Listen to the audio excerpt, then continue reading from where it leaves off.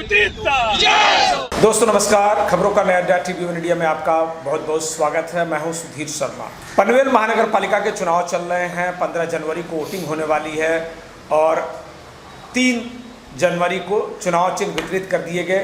पनवेल महानगर पालिका में कुल 78 सीटों के लिए चुनाव हो रहा है। 5,54,000 मतदाता जो है 15 जनवरी को अपना वोट डालने वाले हैं और इस 78 सीटों पर बीजेपी के 71 उम्मीदवार जो है मैदान में, जिसमें से 6 ऑलरेडी निर्विरोध जीत गए हैं। अब खारगर के प्रभाग क्रमांक 4 से ड से मधु सेठ पाटिल जो है मैदान में है इस वक्त और इनका जो पैनल है बीजेपी का 4 जो कैंडिडेट हैं उसमें प्रवीण कालूराम पाटिल, परेशा ब्रजेश पटेल और अनीता वासुदेव पाटिल आपके साथ इस पैनल में शामिल हैं। लेकिन हम बात कर रहे हैं मधु सेठ पाटिल से जो प्रभाग 4 ड में बीजेपी के अधिकृत उम्मीदवार हैं। सर, 15 वर्षों से अधिक की समाज सेवा खारगर में अलग अलग प्लेटफॉर्म से लोगों के समस्याओं के समाधान के लिए आपका प्रयास और अब बीजेपी के अधिकृत प्रत्याशी के तौर पर आप पनवेल मनपा चुनाव में उतरे हैं, कैसा लग रहा है? बहुत अच्छा लग रहा है और हम लोगों ने 1-2 दिन पहले ही प्रचार चालू किया था और रिस्पांस देख के बहुत ही अच्छा रिस्पांस है और इससे और जिम्मेदारी हमारी बढ़ेगी ऐसा लगता है। आप जब पब्लिक के बीच में जा रहे हैं तो किन मुद्दों को खास आप फोकस कर रहे हैं और उस पर रिस्पांस किस तरह का मिलता है? नहीं, लोगों का एक पानी का मैटर है और दूसरा रास्तों का है और थर्ड ट्रैफिक का है। लेकिन एक कैंपेन चालू होने के पहले हमने आमदार प्रशांत दादा ठाकुर से एक बैठक की थी और उसमें ये तीनों चीज़ों के ऊपर बात की थी और इसमें एक आश्वासित और हम लोगों ने एक तय किया था कि ये 2 साल के अंदर पूरे रोड, कंक्रीट रोड खारगर में हो जाएंगे। एक चीज़, दूसरा पानी की जो समस्या है, जो नावा सेवा जो स्कीम है पानी का, वहाँ से वो 26 मई 26 को वो कंप्लीट हो जाएगी। उसमें से जो पानी मिलने वाला है 15 MLD अपने को जो खारगों को कम पड़ता है उससे एक 4-5 साल का समाधान हो जाएगा।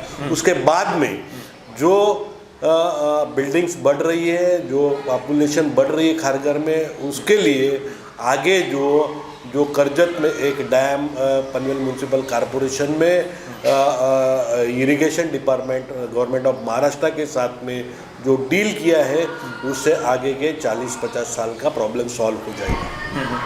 आप लंबे समय से काम कर रहे हैं, तो जब आप मैदान में उतरे हैं तो आपका विजन प्रभाग 4 के लिए क्या है? प्रभाग 4 के लिए मेरा ये विजन रहेगा कि लोगों को टाइम पे और ज़्यादा पानी मिले, मतलब मुबलक पानी मिले, एक पहली चीज़ है। दूसरी चीज़ है रास्तों का, मैंने अभी जैसा ही बोला कि वो रास्ते एकदम अच्छे हो और उससे फुटपाथ चलने लायक हो। ये कोशिश हम लोग 100% करेंगे और पूरी करके दिखाएंगे। साथ ही साथ जो ट्रैफिक का है, हम लोग एक जो छोटे रोड से उसके अंदर दोनों साइड पार्किंग होती है। हमने जैसे भी इलेक्शंस ख़त्म हो जाते हैं, कोड ऑफ कंडक्ट ख़त्म हो जाता है, उसके बाद में हम लोग यहाँ के RTO डिपार्टमेंट के पीछे पड़ के एक तो ऑड इवन का और उसके बाद ऑड इवन पार्किंग का एक समस्या निकालेंगे टेम्पररीली। और साथ ही साथ अगर हर एक सेक्टर में एक पार्किंग जोन बनाया जाए, एक सिडको से या म्यूनसिपल कॉरपोरेशन को बोल के एक प्लॉट अलॉट किया जाए जिसमें कॉमन पार्किंग हो, जो लोगों को जो पार्किंग रास्ते पे करनी पड़ती है, क्योंकि पहले पार्किंग की इतनी समस्या नहीं थी। जब ये बिल्डिंग्स बनी थी लोगों के पास इतनी गाड़ी नहीं थी, लेकिन जो ओल्ड बिल्डिंग्स है उसके सामने जो है पार्किंग लगती है। छोटे रोड पे ज़्यादा पार्किंग होती है, दोनों साइड से पार्किंग होती है। इसके लिए 2 चीज़ हमारे पास ये चीज़ है जिसका सोल्यूशन हम लोग निकालने की कोशिश करेंगे। खारगर में देखा तो लंबे समय से एक मल्टी सुपर स्पेशलिटी हॉस्पिटल की मांग चल रही है जो पनवेल महानगर पालिका सिडको के जरिए बने। आपकी भूमिका क्या होगी? यस, वो सबसे बड़ी रिक्वायरमेंट है, क्योंकि हर एक यहाँ के जो नागरिक है उसको एक आरोग्य सुविधा मिलनी चाहिए और वो एक रिजनेबल रेट में होनी चाहिए और एक कारपोरेशन दे सकती है। तो हमारी कोशिश होगी कि एक multi super speciality hospital corporation का खारगर में हो और इसके लिए हम लोग प्रयास करेंगे। यहाँ पर अगर देखें तो ये एक तरह का मिनी इंडिया है। यहाँ पर सभी प्रांत, सभी राज्यों के अधिकांश लोग अलग अलग तरह के रहते हैं और खारघर एक ऐसा सिटी बन रही है जहाँ पर बड़े बड़े अभी जो उपक्रम हैं आने वाले हैं, जैसे डेटा सेंटर, तमाम चीज़ें और आ रही हैं। आप इसे अगले 5 सालों में किस रूप में देखना चाहते हैं? आपका इसको लेकर क्या नज़रिया है? नहीं, खारघर अभी तो एक इंटरनेशनल मैप पे आ गया है। जैसे ये नवी मुंबई इंटरनेशनल एयरपोर्ट चालू हो गया है और अभी पिछले 25 तारीख से उड़ानें चालू हो गई है, 25 दिसंबर से। और साथ ही साथ मैं खारघर का एक बोल रहा हूँ कि खारघर तुर्बा टनल रोड ये चंद दिनों में कंप्लीट हो जाएगा, तो वो जो बॉटल नेक था ट्रैफिक का वो भी कम हो जाएगा। साथ ही साथ अभी कोस्टल रोड का काम वहाँ अटल सेतु से ज्वाइन होने वाला और एयरपोर्ट से ज्वाइन होने वाला है, वो भी एक शुरू एनवायरनमेंट का था, वो भी उनको परमिशन मिल गई है, वो भी चालू हो जाएगा। तो एक ट्रैफिक की समस्या, उसके साथ ही साथ जैसा बांद्रा कुर्ला कॉम्प्लेक्स है वैसा एक खारघर कारपोरेट पार्क आ रहा है, तो ये चीज़ इंटरनेशनल मैप पे उठ के आएगा, ये इसमें कोई दो राय नहीं। जो आपका कामकाज है वो तकरीबन 15 सालों से अधिक से है। आप एक उद्यमी होने के साथ साथ समाज सेवा में, जनसेवा में जुटे हुए हैं। मैं अगर आपसे पूछूं आपकी उपलब्धियां क्या रही हैं 5 सालों में, 10 सालों में, तो क्या आप गिनाना चाहेंगे? नहीं, उपलब्धियां मतलब जो भी लोगों के लिए हम लोग कर सकते हैं, जो चीज़ें ज़रूरी है वो पहले उसके ऊपर फोकस किया जाएगा। जैसा ट्रैफिक का मैटर है, हॉस्पिटल का मैटर है और स्कूल्स का मैटर है, इसके ऊपर प्रायोरिटी से ध्यान दिया जाएगा। उसके बाद में जो भी लोगों के पास से जो भी इनपुट्स आएंगे उसके ऊपर हम लोग ज़्यादा से ज़्यादा कोशिश करेंगे कि वो लोगों की सुविधा में वो चीज़ आवे और उसका वो एंजॉय उठाएं और या सिटी में पीस और हार्मनी अच्छी तरह से मेंटेन रहे और सभी को लगे, इंडिया से, अलग अलग स्टेट से सभी को लगे कि यहाँ हम लोग आने की कोशिश करेंगे। आपके अपने काम कुछ बता सकते हैं आप जनता को, क्योंकि आपने लगातार काम किया, अलग अलग संगठनों के अलग अलग प्लेटफॉर्म, अलग अलग फोरम पे आपने काम किया है, क्या कहना चाहेंगे? हाँ, मैं पहले से एक बांधकाम व्यवसायिक हूँ। बांधकाम व्यवसाय मैंने सिविल इंजीनियरिंग में डिग्री की है पुणे यूनिवर्सिटी से। उसके बाद में मैं कुछ दिन कंस्ट्रक्शन फील्ड में जॉब पे था। उसके बाद में मैं बिजनेस में आया और मैं खुद का कंस्ट्रक्शन बिजनेस है मेरा, बिल्डर से। और मैंने यहाँ जो भी प्रोफेशनल ऑर्गेनाइजेशन थी, जैसे Maharashtra chamber of housing industry Raigarh, MCHI Raigarh का एक्स प्रेसिडेंट हूँ। उसके साथ ही साथ मैं महाराष्ट्र बिल्डर एसोसिएशन नवी मुंबई रायगढ़, उसका भी एक्स प्रेसिडेंट हूँ। उसके साथ साथ मैंने Lions club of new Panvel का भी एक्स प्रेसिडेंट रह चुका हूँ। अभी मैं मराठी बांधकाम व्यावसायिक महासंघ, ये महाराष्ट्र राज्य की जो संस्था है उसके कार्यकारिणी सदस्य के तौर पे काम कर रहा हूँ। और साथ ही साथ हमारे प्रांत के खानदेश रहवासी संघ, उसका भी एक्स प्रेसिडेंट रह चुका हूँ। और उसके साथ साथ बहुत सारे सोशल ऑर्गेनाइजेशन के ऊपर मैं काम कर चुका हूँ। सर, एक चीज़ है कि इस वक्त आप पहले अलग संगठन में काम कर रहे थे, लेकिन अब आप बीजेपी का अधिकृत प्रत्याशी हैं। आप अपने सामने जो विरोधी प्रत्याशी हैं उनको आप किस भूमिका में देख रहे हैं, कितनी चुनौती देख रहे हैं आप? नहीं, मुझे लगता है यहाँ मैं जहाँ खड़ा हूँ मुझे तो ऐसा कुछ चुनौती नहीं लग रहा है कि ये, लेकिन फिर भी हम लोग किसी को कम नहीं समझते हैं। हम अपना काम करेंगे और ज़्यादा से ज़्यादा वोटों से कैसे चुन के आए ये हमारी कोशिश रहेंगे। हम लोग किसी को कम समझने की ज़रूरत नहीं है। हम अपना काम करेंगे और अपनी जो भी उपलब्धियां हैं हम लोगों तक पहुंचाने की कोशिश करेंगे और उससे मिलने का प्रयास करेंगे और ज़्यादा से ज़्यादा वोट पाने की कोशिश करेंगे। आपके पैनल पर ध्यान दें तो उसमें 2 ऑलरेडी कारपोरेटर, एक तो कारपोरेटर हैं, दूसरी कारपोरेटर की मिसेज रही हैं और एक गुजराती और मारवाड़ी समाज के एक नेता है, उनकी पत्नी है। आप इस पैनल की ताकत को किस तरह से देख रहे हैं और क्या रिजल्ट आपकी नज़र में है? इसमें हमारे प्रभाग में 4 उम्मीदवार हैं हम लोग। तो पहले उम्मीदवार है जो पार्ट में जो है, जो प्रवीण जी पाटिल है, वो एक्स कारपोरेटर है। उसके साथ ही साथ वो बीजेपी खारघर शहर के प्रेसिडेंट भी है। और दूसरे जो उम्मीदवार है अनिता वासुदेव पाटिल, वो भी 4B में है, लेडीज सीट, वो एक्स कारपोरेटर है, उनका भी काम अच्छा है। और तीसरे जो हमारे उम्मीदवार है जो ब्रिजेश जी पटेल बहुत सालों से बीजेपी के लिए यहाँ काम कर रहे खारगर में, उनकी मिसेस है परेशा ब्रिजेश पटेल, और उस साथ ही साथ मैं एक मधु पाटिल उनके साथ में जुड़ा हूँ, और हमारा चारों का पर पैनल अच्छा स्ट्रांग पैनल है, और हम लोग साथ में बहुत अच्छे काम कर रहे हैं। अगर देखें तो पनवेल महानगर पालिका में प्रशांत ठाकुर जो विधायक हैं वो रामसेठ ठाकुर पूर्व सांसद, उनको लोगों ने हमेशा नेतृत्व को उनके स्वीकार किया है।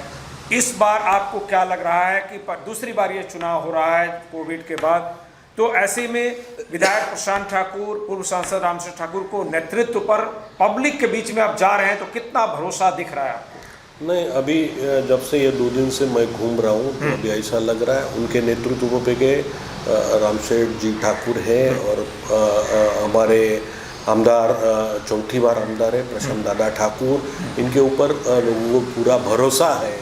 और ये भरोसे के तौर पर पिछली बार उन्हें 78 में 51 सीट्स मिली थी, और इस बार मेरे ख्याल से ये एक मैजिक फिगर और इससे ज़्यादा रहेगा, इसमें कोई दो राय नहीं है।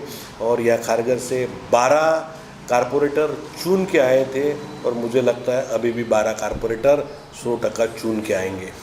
आपका जो व्यवहार है, जैसा पब्लिक में पता चल रहा है कि आप सबसे मिलनसार हैं, सबको आप मदद करते हैं, तो जब जनता के बीच में जाते हैं तो जनता ने क्या तय किया है आपके लिए, क्या भरोसा जनता दिला रही है आपको?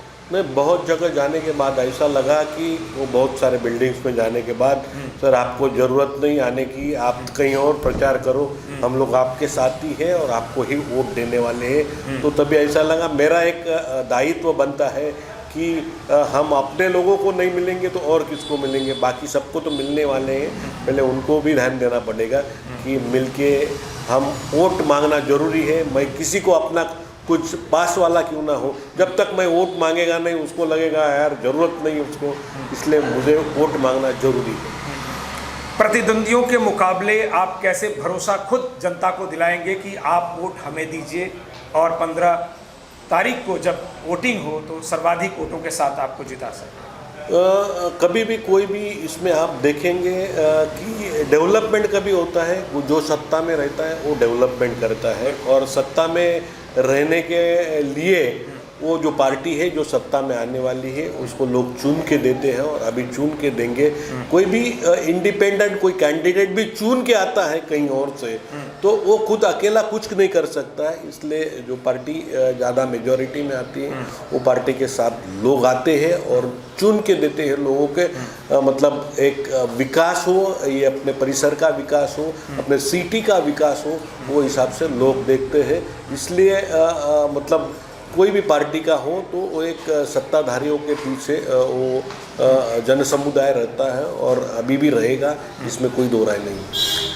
15 जनवरी की जीत को आप कितना ऐतिहासिक मान रहे हैं? जैसा कि बीजेपी का दावा है कि 15 जनवरी को फिर से कमल खिलेगा और पनवेल महानगर पालिका में नया इतिहास लिखा जाएगा, आपकी राय क्या है?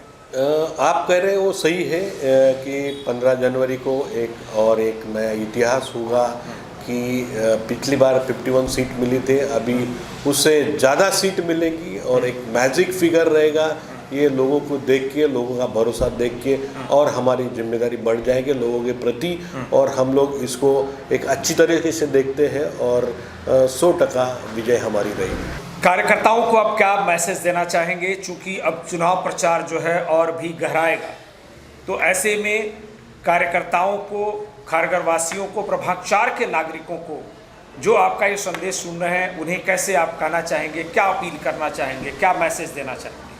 मैं प्रभाग 4 के सभी जनता से, सभी कार्यकर्ताओं से और अपने सहयोगी से ये कहना चाहता हूँ कि आप ज़्यादा से ज़्यादा प्रचार करिए, हर एक घर में पहुँचिए, कि अपना परिचय पत्र है, और लोगों से अपील कीजिए कि आप हम लोग ही विकास करने वाले हैं। जैसे कि सत्ता में आने के बाद में आपके जो भी प्रॉब्लम्स है, हम लोग उसके लिए खड़े रहेंगे और कोशिश करेंगे कि आपके पूरे प्रॉब्लम सॉल्व करने की, हम 100% कोशिश करने का प्रयास करेंगे। इसलिए आप ज़्यादा से ज़्यादा आके वोट करेंगे, यही लोगों से और हमारे कार्यकर्ताओं से अपील करता हूँ। क्या खास ऐसा विजन है कि लोग मधु पाटिल जी को वोट दें और आपको ही चुनें? मैं एक बहुत सारे ऑर्गेनाइजेशन के ऊपर काम कर चुका हूँ, उसका एक्सपीरियंस मुझे है, और साथ ही साथ सोशल भी बहुत सारा काम कर चुका हूँ, और एक एजुकेटेड हूँ, और मुझे एक पर्टिकुलरली जो भी है प्रोफेशनल लोगों से बहुत लगाव है और अटैच है। साथ ही साथ मैं रूट लेवल में जो काम करता हूँ, इसके लिए मुझे लगता है कि जो भी प्रॉब्लम्स रहेंगे तो वहाँ तक जाके मैं सॉल्व कर सकता हूँ। यही लोगों को अपील करता हूँ, तो वो हिसाब से मुझे आप वोट करें और मुझे ज़्यादा से ज़्यादा वोट से चुन के देंगे, यही मुझे अपेक्षा है। पंडित साहब बहुत बहुत धन्यवाद। आप जैसा सुन रहे थे, प्रभाग 4D से बीजेपी के अधिकृत प्रत्याशी मधु पाटिल, लंबा जो सामाजिक कार्य है, कई वर्षों से लगातार खारघर की जनता के लिए आप सेवा कर रहे हैं, और जैसा आपने भरोसा दिलाया है कि नए विजन के साथ प्रभाग 4 को और बेहतर विकास के साथ जोड़ने, इसके विकास को गतिमान करने, सुरक्षा, आरोग्य सेवा और तमाम सुविधाओं के साथ इसे नंबर 1 बनाने का प्रयास करेंगे। अब ये जनता के ऊपर है, और आप जनता हैं, जैसे आपने अपील की है कि आप घर से बाहर निकलिए, वोट करिए और लोकशाही को मजबूत कीजिए। अपने इस विकास के लिए बेहतर चुनाव करते हुए आप वोट डालेंगे, इसकी हम उम्मीद करते हैं। 15 जनवरी को अच्छा रिजल्ट आएगा, इसकी भी हमें उम्मीद है। आज की बातचीत तो बस इतना ही। दीजिए हमें इजाज़त, लेकिन ताज़ा तरीन खबरों के लिए देखते रहिए TV1 इंडिया लाइव। नमस्कार।